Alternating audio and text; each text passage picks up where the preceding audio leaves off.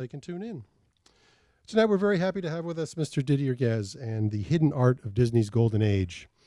As the Walt Disney Studio entered its first decade and embarked on some of the most ambitious animated films of the time, Disney hired a group of concept artists whose sole mission was to explore ideas and to inspire their fellow animators.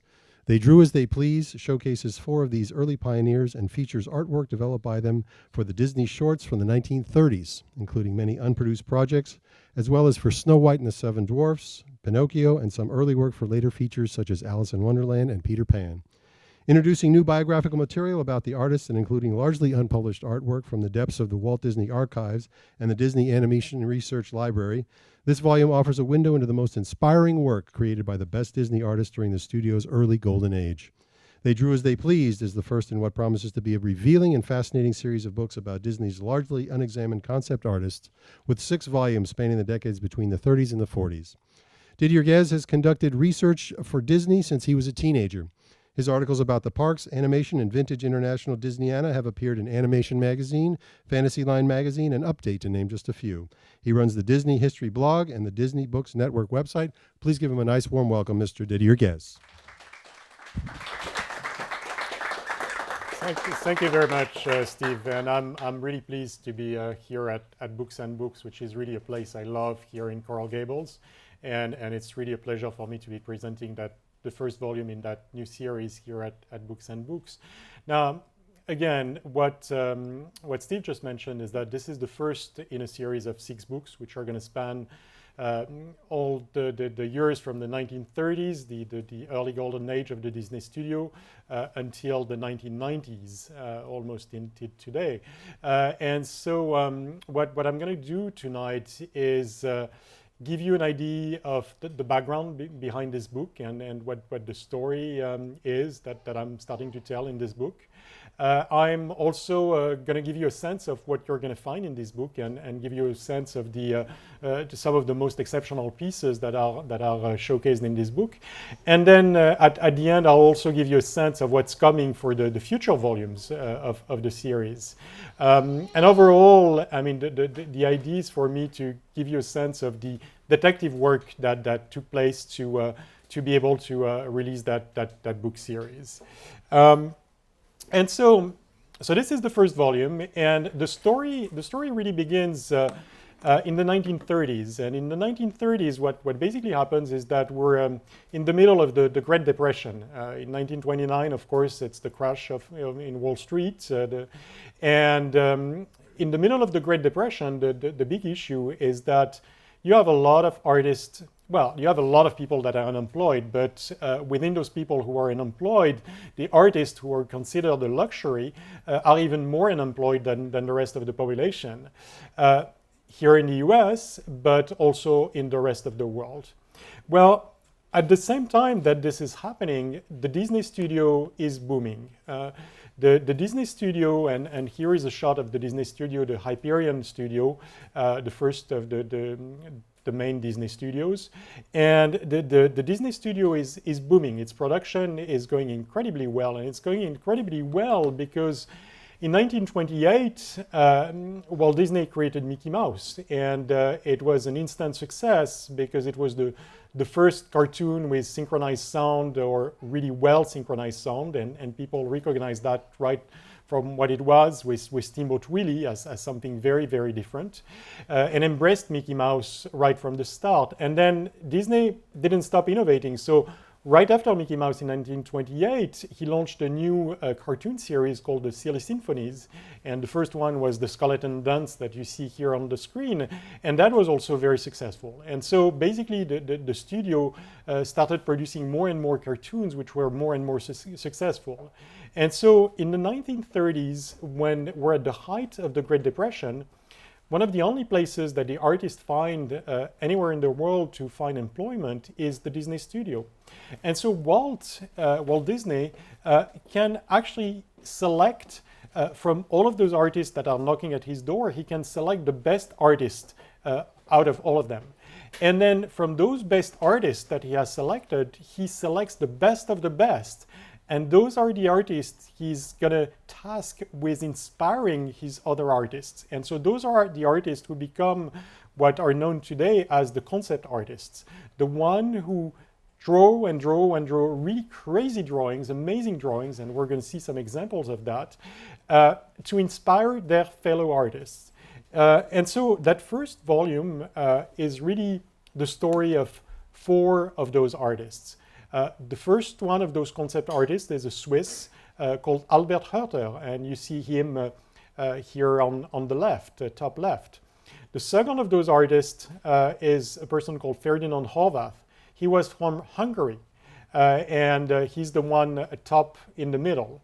The third one is Gustav Tengren. He was from Sweden, and he's bottom left. And then finally, there is one woman who was the first story artist to be hired by Disney. She was from Italy, called Bianca Majoli, and she started in 1935 at the studio. So you have people literally from all over the world. We'll have a few people from the US in volume 2, but in volume 1, it so happens that all of the artists are from outside of the US. And so they bring obviously their own sensibilities, they bring their own vision of the art world to the Disney studio, and they provide tremendous creativity to the Disney studio. Now, when I started that book project, well, I happen to have read quite a few books about Disney. And one of the books I had read, obviously, is a book by another historian called John Canemaker, a historian that I admire tremendously, who 20 years ago wrote a book which is basically a book on a very similar subject. And this is the book you can see here on the screen, called Before the Animation Begins. Now, the last thing on earth I wanted to do was to repeat what John Canemaker had done, because there was no reason to thread on the exact same path. So I wanted to make sure that every single piece of art that, or at least the majority of the pieces of art that would be showcased in the books I was working on would be new. But the other big challenge was to make sure that the content of the text, the information I was going to convey, would also be new. I didn't want to just repeat what John Canemaker had written about those artists. And that was a big challenge, because John Canemaker is a very good historian, and he's a very thorough historian. So I did what a lot of historians would do in my case, which is I started with the research that John Canemaker had conducted. So I checked all of his notes, and I started from there. Well, what was very interesting when I started checking his notes is I realized that he had followed a lot of paths already, and he had already uncovered a lot of material. But one of the things I discovered was about one of those artists, Ferdinand Horváth. He had discovered that there were some diaries of Ferdinand Horváth that existed, but he hadn't found those diaries. So I was like, this is really exciting, because obviously diaries and letters and primary material, that's what's really exciting for a historian, because you find it's like a time machine. You can go back in time with those documents. So I tried to start looking for those diaries of Ferdinand Horváth. And so we knew that about 20 years ago, those diaries had been sold to a dealer in Los Angeles. I was like, can I actually locate that dealer in Los Angeles? So I tried. I asked a good friend of mine who is very good at research to try and locate that dealer. But that was 20 years ago. So I thought that trail would be cold by now. There's no doubt. So he didn't find the store, but he actually found the dealer. He found his private phone number. So I called that person and got to his answering machine, left a message, and didn't hear anything for another week. And a week after, I got a message on my phone when I was on a business trip. And between 2 meetings, I got a strange phone call, a number that I don't recognize. So I pick up the phone, and the person on the line tells me, well, I'm the son of the dealer to whom you left a message. So I'm stunned. I'm like, whoa, this is great. Hello. So is your father still with us? He says, yeah, actually, he's in the room with me right now. I say, well, does he still have the documents? He says, yes, actually, he preserved them for all of those years, and he's actually interested in selling them. So I was able to acquire basically the diary of Ferdinand Horváth, in fact, all of his diaries, like spanning his whole life. And as you're going to see, the diaries, he was from Hungary, but the diaries for some reason were written in German, which is one of the languages I don't speak. So I had actually the help of a good friend who helped me translate the best parts of the diary, the parts which deal with his career at Disney. And so that one was one of the sources of the chapter on Ferdinand Horvath. And literally, he was very, very, as you can see here, he was very meticulous. Every single day, he would write what he had worked on, what movies he had seen in the evening, what he had done with his whole day, basically. And so that was literally like being with him. But I got an added bonus when I got access to those diaries. I actually also got access. So what had happened is that Ferdinand Horvath had lived in New York, and had then, after having lived in New York, he got a job offer from Disney, but it was a temporary job offer. So he moved to Los Angeles, but he didn't know if after those first 6 months of trial, he would still get a job.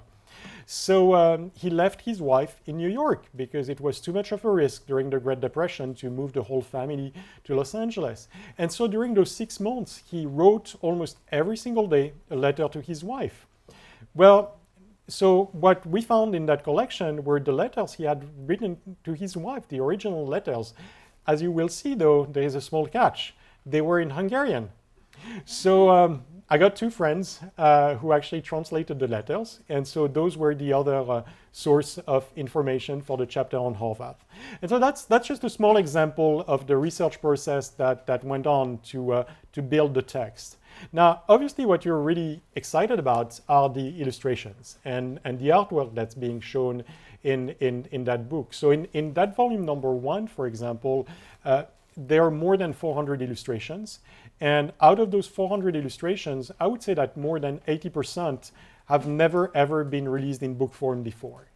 And so I'm going to show you just a few examples of some of the really special pages of the book, or my favorite pages. So we're starting with Albert Herter and a few pages. I'm going to show you about 12 pages of the book, which are really special. So we're going to start with Albert Herter. And Albert Herter, the name of the book is called They Drew as They Pleased, and there is a reason why the series is called They Drew as They Pleased. There was a book of drawings by Albert Herter, which was released in the 1940s, just after his death, which was called He Drew as He Pleased. And so the name of the series is really an homage to Albert Herter. He was really the inspiration for the whole book series. And so Albert Herter was incredible because he really was the one who was the first concept artist. And he was the first concept artist because Walt Disney realized that his main strength was to draw and draw and draw crazy things, just whatever came to his imagination. And all of the things that he would draw would inspire his fellow artists. So we're going to see after this page a few drawings that were done for specific projects, but on that page you see just crazy drawings that were just in the margins of his drawings. So those are just the doodles that he would create. And as you can see, they are very, very crazy doodles. He was a very interesting mind and had a really interesting imagination. Now, he would also obviously focus on some specific projects. So when Walt, for example, was starting to work on Snow White and the Seven Dwarfs, his first feature-length cartoon, Albert Herter was tasked with trying to find some ideas for all of the characters. And so you can see here a few of the ideas that he worked on for the dwarfs. And as you can see, some of those dwarfs are very, very different from what we know today. Now, here is another page which is really strange. Those, believe it or not, are early concept drawings for Jiminy Cricket. Wow, very different. Really very different. And here is also Jiminy Cricket by Albert Herter, a bit later on in the development process. And obviously now we really recognize Jiminy Cricket. But I was really stunned when I discovered those ones, which were really, really different. And we were even wondering at the beginning who they were and what they were for. So that's Jiminy Cricket. And then here are a few examples of drawings by Ferdinand Horvath. Now, this is for an abandoned Mickey project called Mickey and the Sea Monster. And what really fascinated me when I started digging into those drawings by Herter for that project is the sheer volume of ideas that he created for the monster, for the sea monster. This is just an example. In the book, you have, I think, 3 or 4 pages of concepts for the monster, and each one of them is fascinating. And what I saw at the archives were literally hundreds of drawings for that sea monster. And that's just one example of what he would do on almost every single project. This is another abandoned project on which Ferdinand Horvath worked, and he wasn't very lucky. He worked on a lot of projects that were abandoned, which is one of the reasons why his name is a lot less known than the name of Albert Herter today. And so that's a project that was going to be a cartoon with Mickey having a toothache, and some very surreal situation where we actually go into Mickey's mouth and follow and I think there is like a nightmare of Mickey where he meets the king of the teeth, and it's really very surreal. And so you'll see a lot more examples of that cartoon in the book, but I thought that just those few examples would give you an idea of what Herter would do and the crazy things that he would be able to come up with.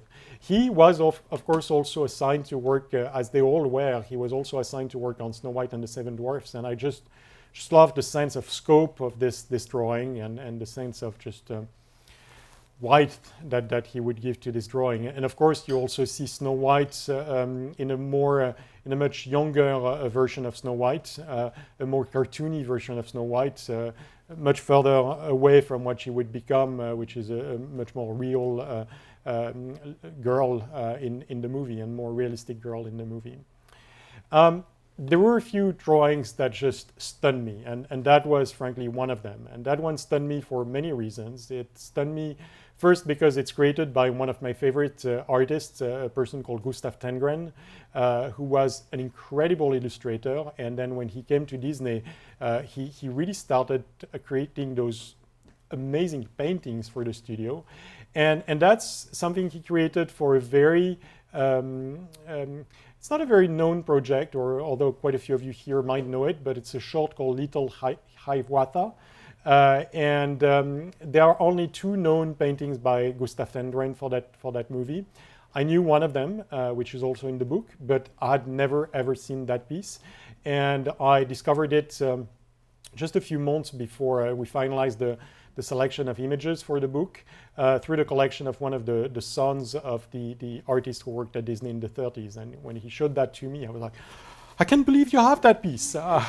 So that was a marvelous sensation, and there were quite a few instances of that. That was also a very, very wonderful story for me, because a lot of the pieces of Gustav Tengren for Pinocchio are only known in black and white, and I only knew that piece, and in fact everybody only knew that piece in black and white, and so I had included it in the book, but in a fairly small format, because I only had it in black and white. And then 2 weeks before we were finalizing the design of the book, basically 2 weeks before the book went to print, that piece of art showed up at auction, and the auction house was kind enough to send me a high resolution version of the art, and we were able to include it at the very, very last minute in the book. So that was very thrilling, and that was very nice.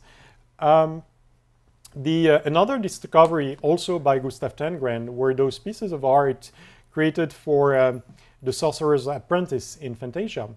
Now, what's really special about those is I had uncovered about a year ago a great interview with Gustav Tengren in which he discusses his work on Bambi, on Pinocchio, on Snow White, and on the Sorcerer's Apprentice. But my big frustration is I'd never seen, and nobody in fact had ever seen, any art by Tengren for the Sorcerer's Apprentice. And that was very frustrating. Well, a few months again before we finalized the design of the book, we found in an auction house through a friend a film strip which is called a Leica reel. Well, a Leica reel is literally a film strip with photographs of storyboards. And they would run that synchronized with the music to present their ideas to the story artist would present their ideas to Walt in a more visual fashion than just looking at boards, so it would be more dynamic. Well, we found that Leica reel, and those Leica reels are extremely rare. I don't think any actually have survived at the Disney archives, and when they show up, they show up usually in auction houses or in private collections, and even then, not many of them had showed up. And so a friend of mine and I started looking image by image to that Leica reel. There were about 100 or 150 images on that Leica reel. And then we got really excited. I mean, when we found those images, we got really excited because we knew right away that those were by Gustav Tengren and that they were the first pieces of art from The Sorcerer's Apprentice ever seen that had been created by Tengren. So obviously I had to include those in the book. And then finally, the fourth artist that's featured in the book is a person called Bianca Majoli. And she was, as I mentioned, the first woman Disney artist, the first woman story artist to be hired by Disney. And then after her, there were quite a few more women story artists.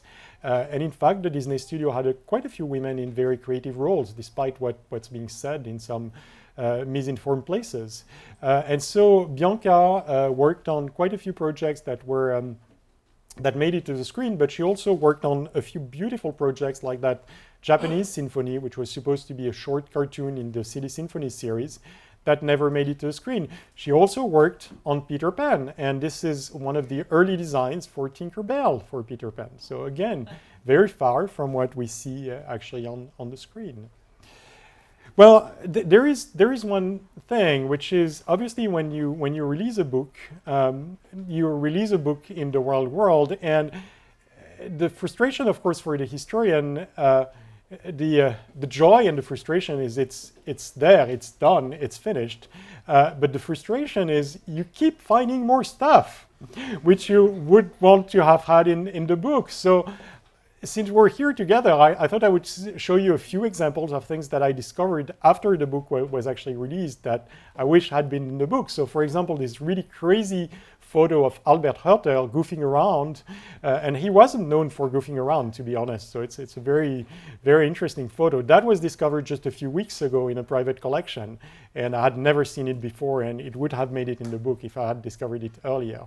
This is also a piece by Ferdinand Horvath that was discovered in auction fairly recently, which probably would have also been included in the book. And then, so those are the elements that I wanted to show you about Volume 1. And then I also promised that I would give you a small taste of Volume 2. So in Volume 2, we're going to be focusing on a few artists which are absolutely, again, fascinating. One of them is a man called David Hall. And David Hall, until just about a year and a half ago, we had never even seen a photo of David Hall. So this is David Hall presenting storyboards from Bambi. And he's the one showing the storyboards here with the rest of the Bambi team or part of the Bambi team. Now, I love David Hall, and I've loved David Hall's art for years and years and years. And most of what we knew of David Hall art was Alice in Wonderland art. And there was a little bit of Peter Pan art and Bambi art that was known, but that was about it. And on Peter Pan, we thought for years and years and years that he had only worked on one scene of Peter Pan, the nursery scene in the Darling's home. Well, a few years ago, of course, people started discovering that he had actually worked on way more scenes in Peter Pan and had been, in fact, as prolific on Peter Pan as he had been on Alice in Wonderland. The problem, though, is whereas we knew a lot of the pieces from Alice in Wonderland in color, only a small portion of the art that he had created for Peter Pan was known in color. And so for Volume 2, I must admit that one of my big wishes on my top 10 wish list was number 1, to find this piece of art, which you're seeing right now with Peter and Wendy at the helm of the pirate ship. I wanted to find that in color. And I know that piece had never been seen in color in any collection anywhere in the world, that the Disney archives didn't have it, that nobody had ever seen it.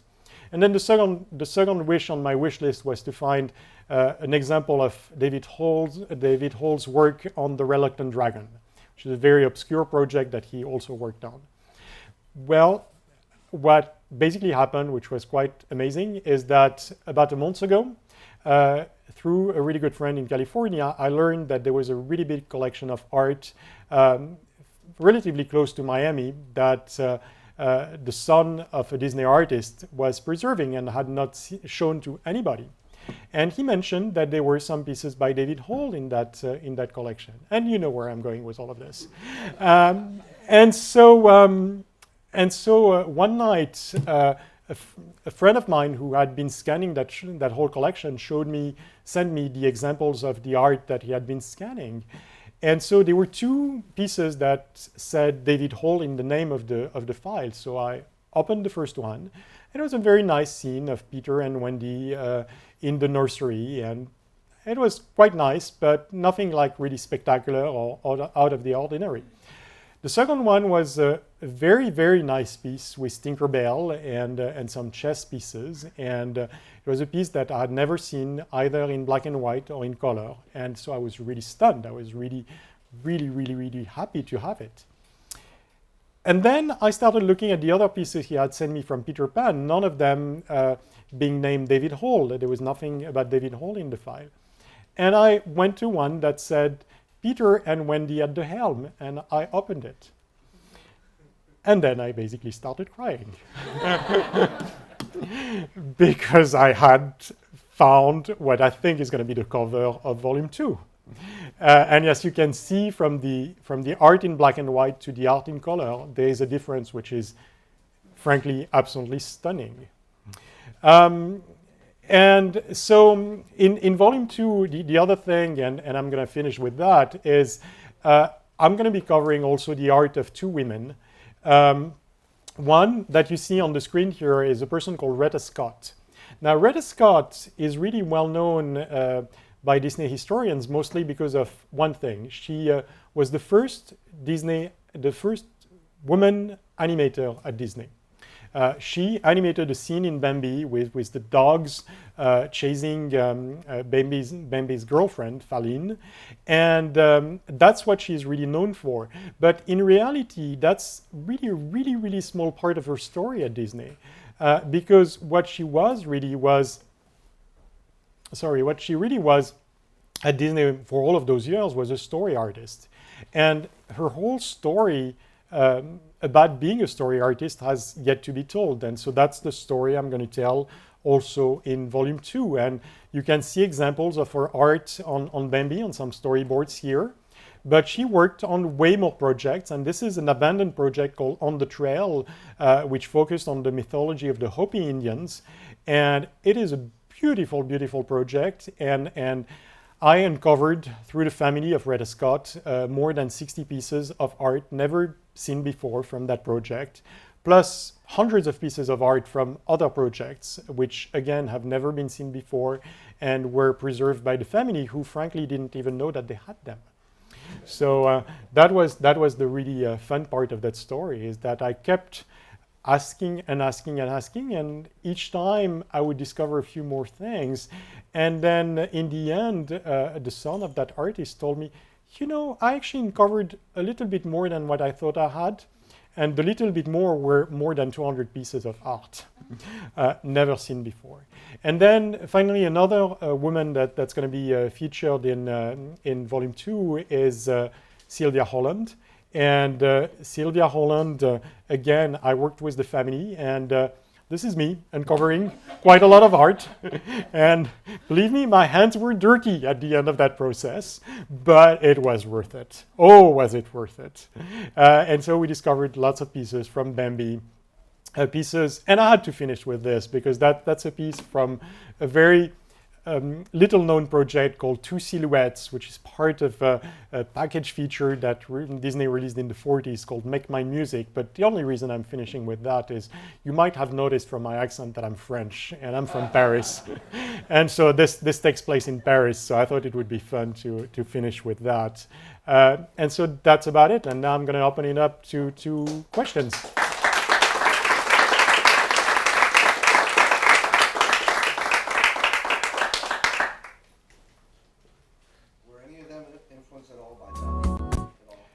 Well, they might have. In fact, you'll see in the book that there is one of the projects on which Albert Herter worked, which is called a surrealistic project. So he might have been influenced a little bit by Dali. Dali, as you know, worked at the studio a bit later on. He worked at the studio for a short period of time in the 1940s, in fact, in 1946, and he worked on the project called Destino, which ended up not being made in the 40s, but which was completed a few years ago by Walt's nephew, Roy Disney, and obviously the Disney studio team. Very clearly, the more you get towards the 40s, and the more the artists at the Disney studio are influenced by fine artists from outside of the Disney studio, because you start having people that join the studio, and that's a big focus on the third volume, in fact, of the series. You have a lot of artists that come to the studio that in the 40s that have a very strong classical art training, and so they start introducing all of the other Disney artists to all of the big painters from Europe, from the US, from the different styles that are popular and also that are not as well known from all around the world, and that of course enrich the art of the artists at the studio in a tremendous way. And they introduce them to fine artists, but they introduce them also to famous illustrators from Europe or not so famous illustrators, and you can see the style of the Disney artist evolve based on those influences from all around the world. So yeah, there are influences that come from lots of different sources. Yeah. What inspired you to actually go into all this research? Was it a certain piece that got you saying, hey, I want to uncover more things, I want to find more things and show the world magic? So what inspired me, I guess, is I love the art. I love the artwork from those artists. And I'd seen that book I mentioned earlier by Albert Herter. I'd seen the book by John Kenmaker. And I just, in a very selfish fashion, I just wanted to see more myself. And I knew that the Disney archives preserved quite a lot of the art by Albert Herter. And I knew that the what we call the Disney's Animation Research Library preserved a lot of the art from the other artists that are featured in this book.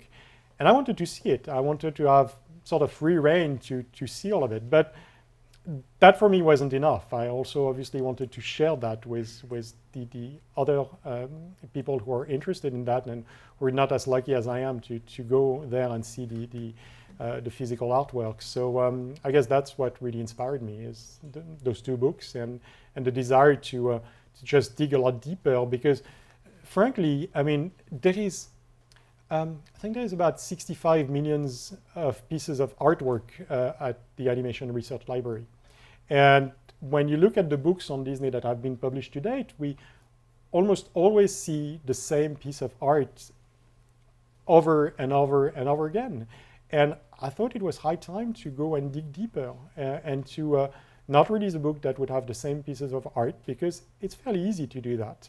But to actually make the effort, and believe me, it is an effort, to go and dig deep and just rescue some pieces of art that the general public and even the historians haven't had a chance to see ever.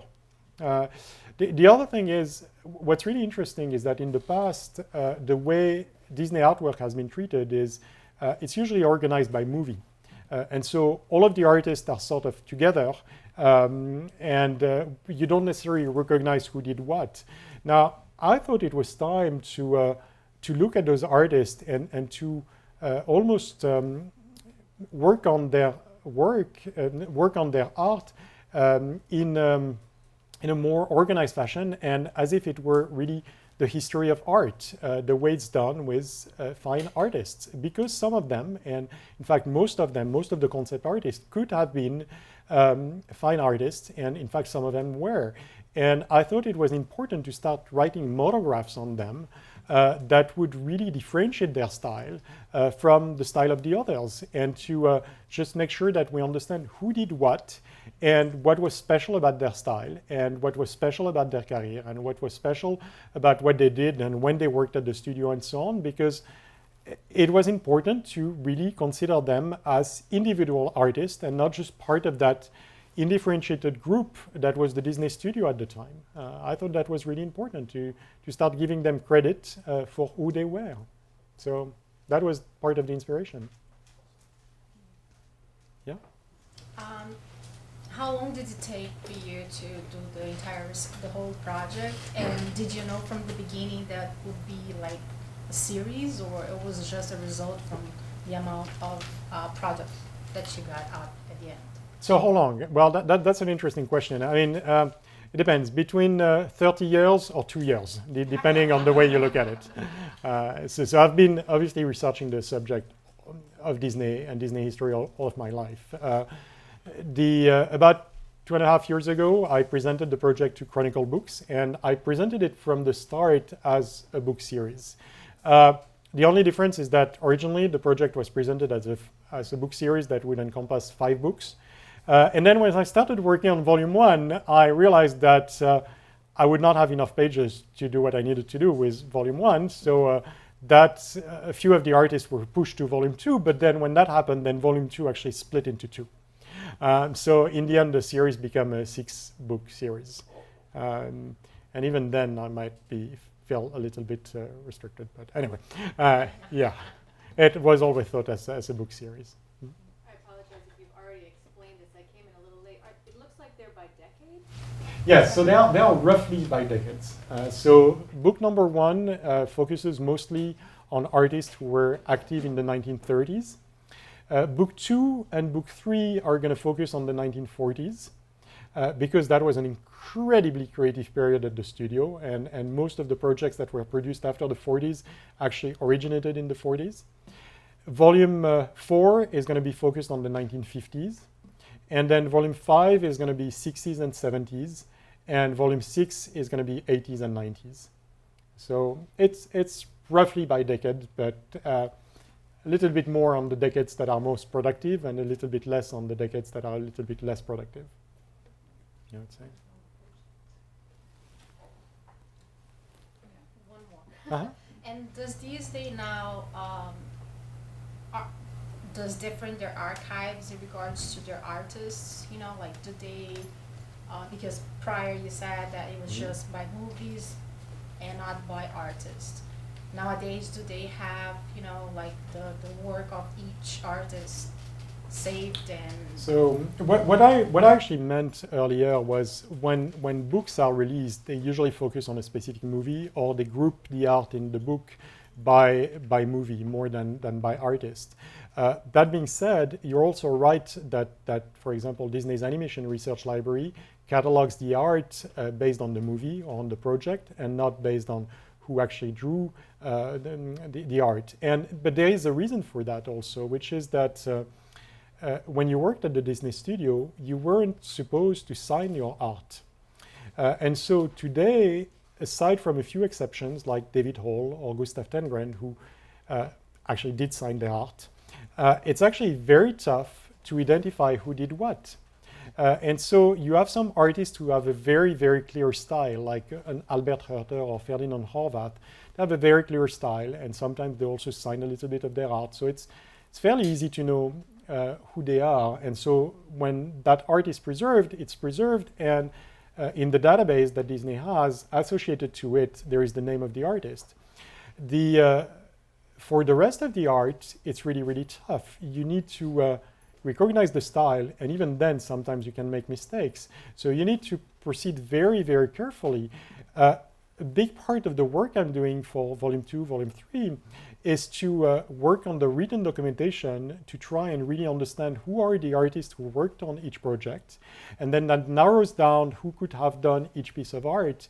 And then when you start knowing the style of their art, then you can really recognize who did what, and you can start differentiating. And then the archives actually start associating the name in at least a tentative fashion to the piece of art.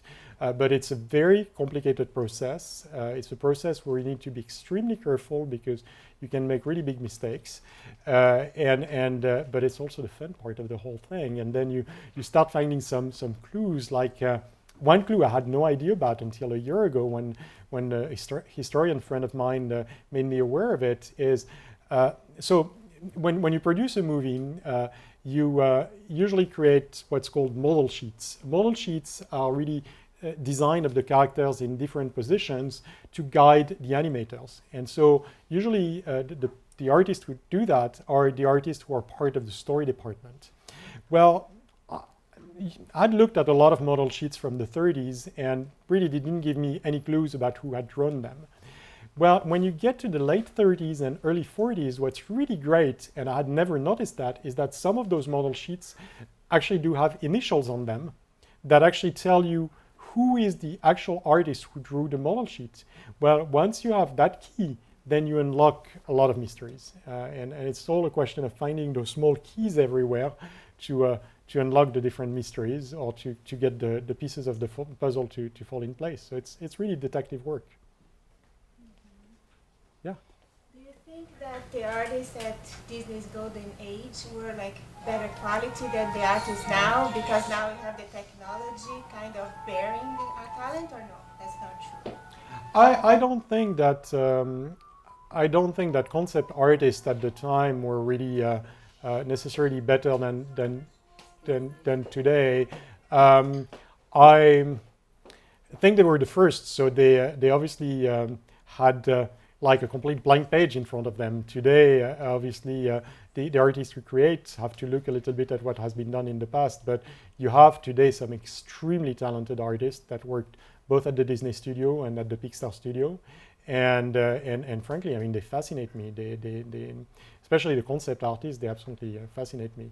And then animation, you can't compare because it's two different worlds. The hand-drawn animation and computer animation, those are two types of techniques which are very, very different. So it's very difficult to compare. But concept art, I mean, I think it's still extremely creative today. Yeah.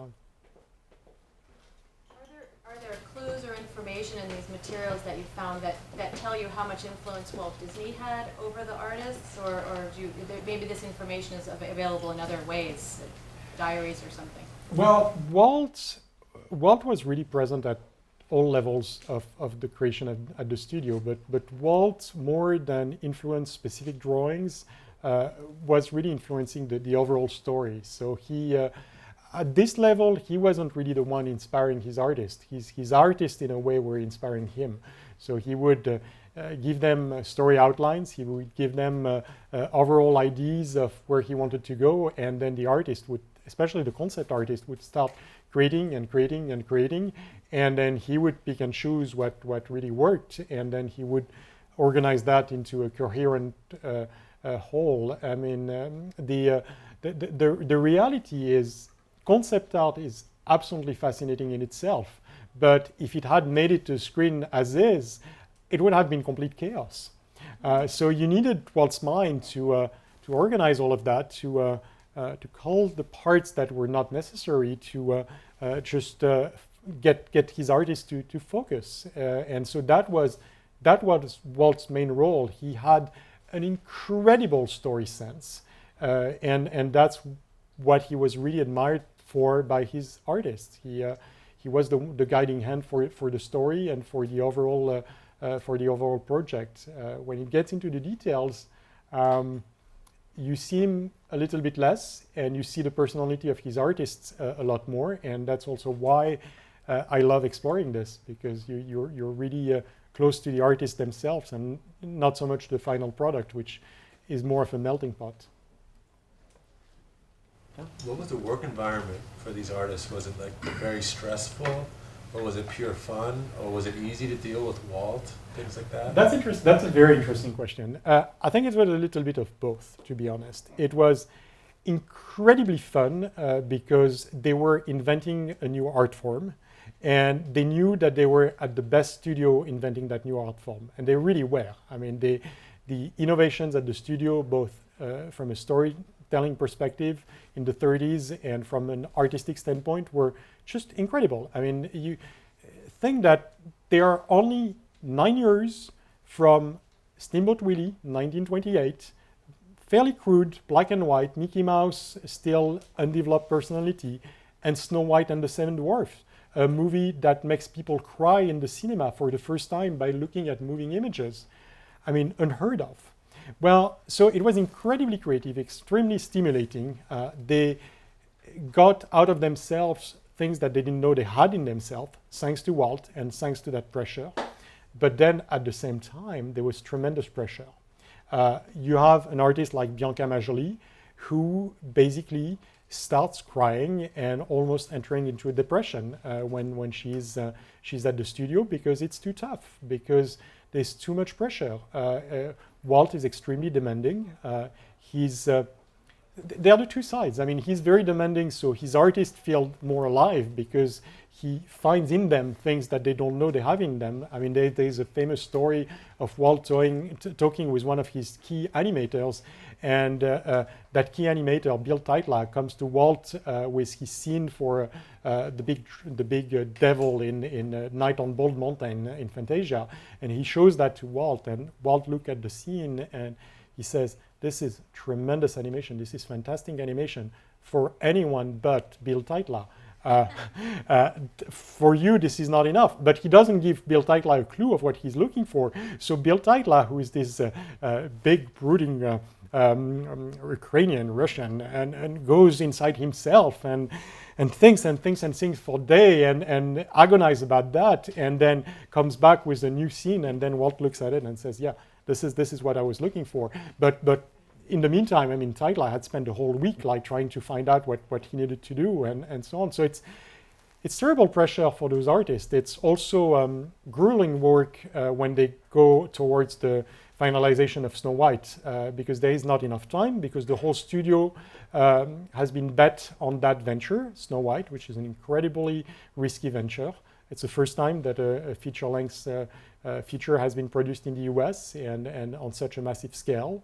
And so it's very, very risky. And Walt knows that if he fails, the studio fails. And all of his artists know that too. So they're very excited about the project. But then again, when you read the diaries of Ferdinand Horvath, when it comes close to when the release of Snow White come very close, you see at every single day, overtime.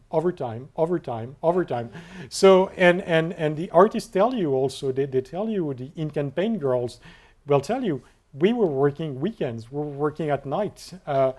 We would get free dinner and free lunch, but we were working all the time to complete that project. So they're absolutely exhausted at the release of Snow White, or when you get a person like Ferdinand Horvath, who has a very volatile temper, well, he actually resigns from the studio and in very bad terms with Walt, and so the rest of his story is very sad, because after that he can't find work anymore at the studio, and has a very, very difficult time adapting to the other studios, because the other studios unfortunately are not as creative as the Walt Disney Studio.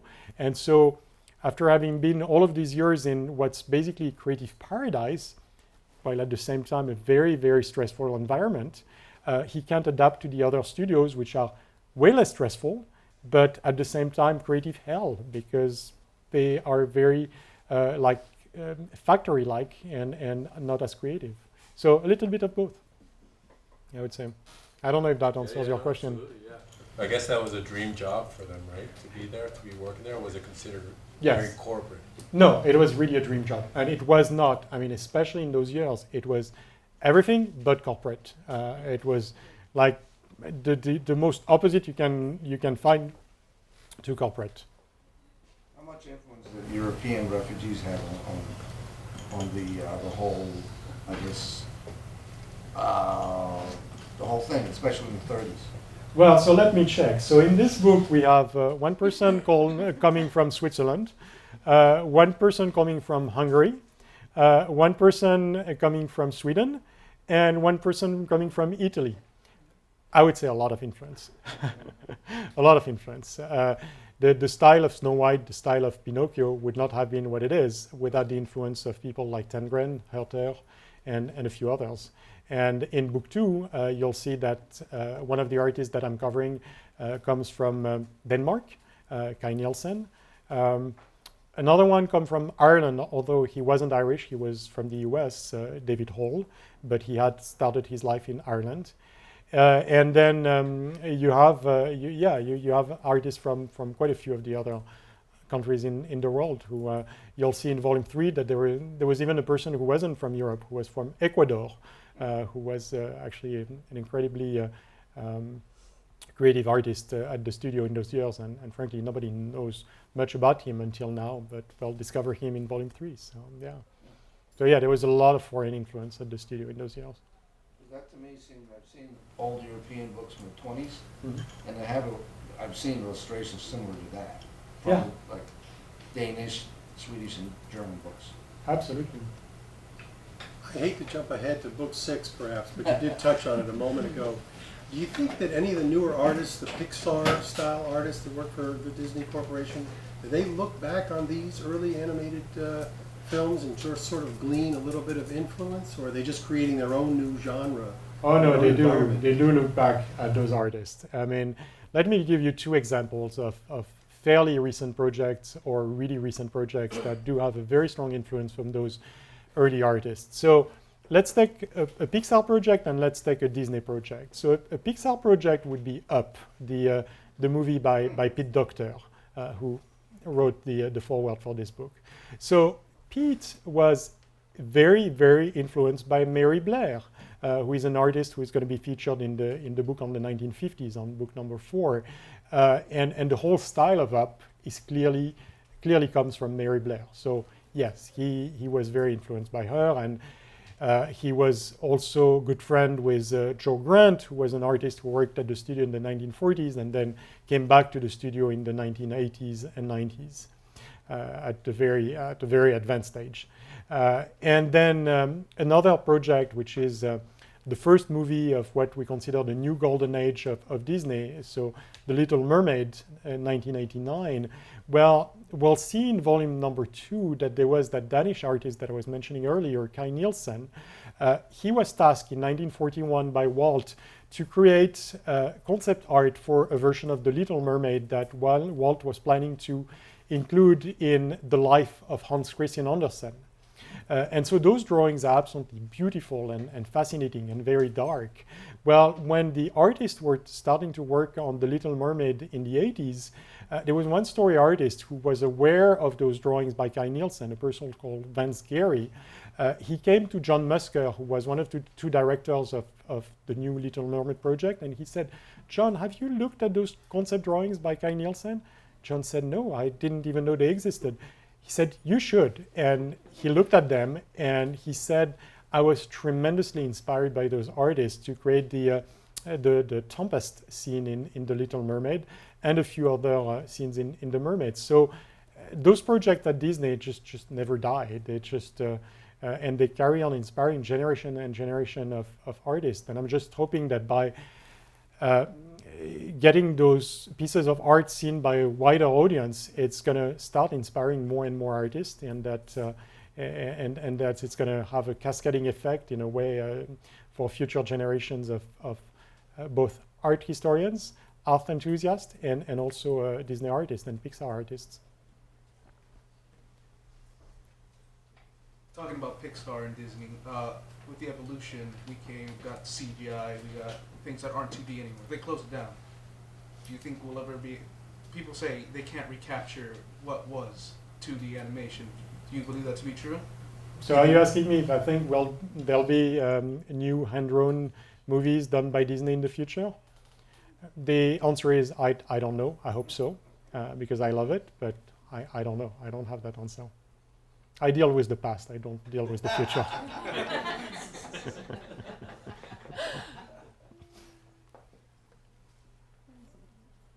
I got here late, but when you look at something, does it like speak to you in a way that's different from us? Like you recognize the shapes of this, like, you know, when you study art history, a professor, like it just, you know, he sees like so deeply into any piece of art. Is it the same with animation? Like, Well, you know, the answer is probably no, I don't. I just see what the art means to me, and I see also the relationships with things that others have done at the studio at the same time or in later years. So from the historical standpoint, yes, I do see connections in the history of Disney, but I'm not an artist myself, so I look at it more in terms of what it means for the whole history of the studio, and I don't necessarily have all of the artistic dimensions that either an artist would have or a very trained art historian would have, but it's one of the reasons why I wanted to share all of this with the wider audience, because I want people to start analyzing that art and telling me what it means or giving me the added dimensions of the art. So I do my part, and I'm hoping that quite a few others are going to do their part. Can you scroll back to that Wendy and Peter at the helm? Absolutely. The color version? Yeah. Oops. Yeah, scroll down.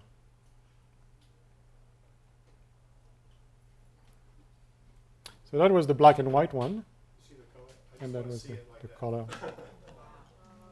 So here is the black and white. Here's the color one. I mean, it's incredible. The lights were on before, sort of really. Yeah. Anyway, that, Thank you. Well, thank you. That was wonderful, amazing. Thank you so much. Can we get another round of applause for you?